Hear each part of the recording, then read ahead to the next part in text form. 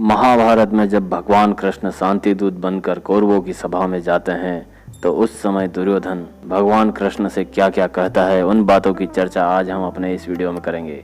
नमस्कार मित्रों, स्वागत है आप सभी का एक बार फिर से हमारे YouTube चैनल पर। तो चलिए शुरू करते हैं।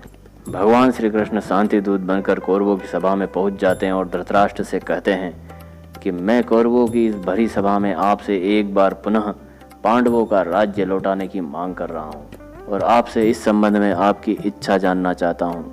कुछ भी कहने से पहले अपने निर्णय को भविष्य के धर्म कांटे पर तोलिए और फिर बोलिए।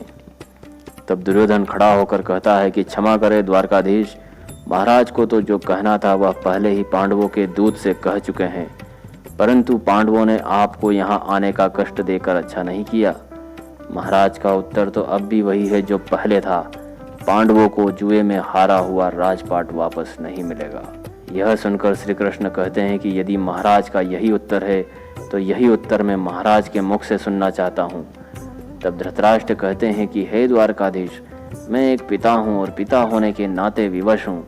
तब श्री कृष्ण कहते हैं कि आप पांडवों के भी तो ज्येष्ठ पिता हैं, बताइए महाराज, मैं उन्हें आपके आशीर्वाद के रूप में ले जाकर क्या दूँ, उनको क्या कहूँ। यह सुनकर दुर्योधन क्रोधित होकर कहता है, हाँ, उन्हें अवश्य कह दीजिए कि हमें उनके प्रेम, स्नेह, आदर और श्रद्धा की कोई आवश्यकता नहीं है। जाइए द्वारकाधीश, जाइए, जाकर कहिए उन पाखंडियों से कि इंद्रप्रस्थ मैंने जीता है, मैंने। यदि उन कायरों को इंद्रप्रस्थ चाहिए तो युद्ध भूमि पर मुझसे जीत कर ले जाए। मैं आपके लाख कहने पर भी पांडवों को इंद्रप्रस्थ वापस नहीं लौटाऊंगा, क्योंकि इंद्रप्रस्थ मेरा है, मेरा और केवल मेरा ही रहेगा। यह सुनकर भगवान श्री कृष्ण कहते हैं कि महाराज रोकिए, दुर्योधन की इस हट को रोकिए। कहीं ऐसा न हो कि आपका ये पुत्र अपने झूठे मान गुमान और हट के लिए विनाश के उस भयानक जंगल में भटक जाए जहाँ से निकलने का कोई रास्ता ही ना हो। यदि ये युद्ध हुआ तो इसमें केवल दुर्योधन का ही नहीं, संपूर्ण कौरवों का विनाश हो जाएगा और इस विनाश का उत्तरदायित्व तो आप पर होगा महाराज, आप पर। यह सुनकर दुर्योधन भड़क जाता है और कहता है, द्वारकाधीश, आप हमारे आदरणीय हैं, परंतु इसका अर्थ ये नहीं कि आप शांति दूत बनकर महाराज को भड़काएं, उनको युद्ध की धमकी दें। ये मैं कदापि नहीं सह सकता। आपकी भलाई और आदर इसी में है कि आप उन पांडवों की गुणगाथा का गान बंद करके चुपचाप बैठे रहिए। यह सुनकर भीष्म पितामह कहते हैं, दुर्योधन, द्वारकाधीश के प्रति अपनी जुबान को लगाम दो, ईश्वर के प्रकोप से डरो।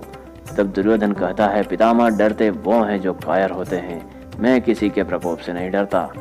यह सुनकर श्री कृष्ण कहते हैं कि ठीक कहा दुर्योधन, तुम एक प्रकोप ही हो और अब यही प्रकोप बिजली बनकर हस्तिनापुर पर गिरने वाला है। हे महाराज, दुर्योधन के ये कटीले और विषैले शब्द एक अनावश्यक युद्ध को अनिवार्य कर रहे हैं। मित्रों, यहाँ पर भगवान श्री कृष्ण द्वारा दुर्योधन के सामने पांडवों के लिए 5 गांव देने की बात भी कही गई थी, लेकिन दुर्योधन ने यह शर्त भी अस्वीकार कर दी थी और कहा था कि मैं उन पांडवों को सुई की नोक के बराबर भी जगह नहीं दूंगा।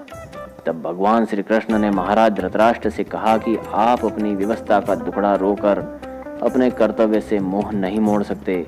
आप राजा हैं, राजा, और राजा किसी के अधीन नहीं होता और ना ही किसी का बंदी होता है, बल्कि वो उनको बंदी बनाता है जो दूसरों के अधिकारों को हड़पना चाहते हैं। यह सुनकर शकुनी खड़ा होकर कहता है कि भांजे, श्री कृष्ण तो शांति की भाषा की जगह अब युद्ध की भाषा बोल रहे हैं।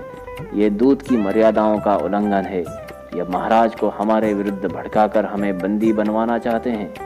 यह सुनकर दुर्योधन भड़क जाता है और अपनी तलवार निकालकर कहता है कि अरे, ये क्या मुझे बंदी बनाएगा, मैं ही इसे बंदी बना लूँगा।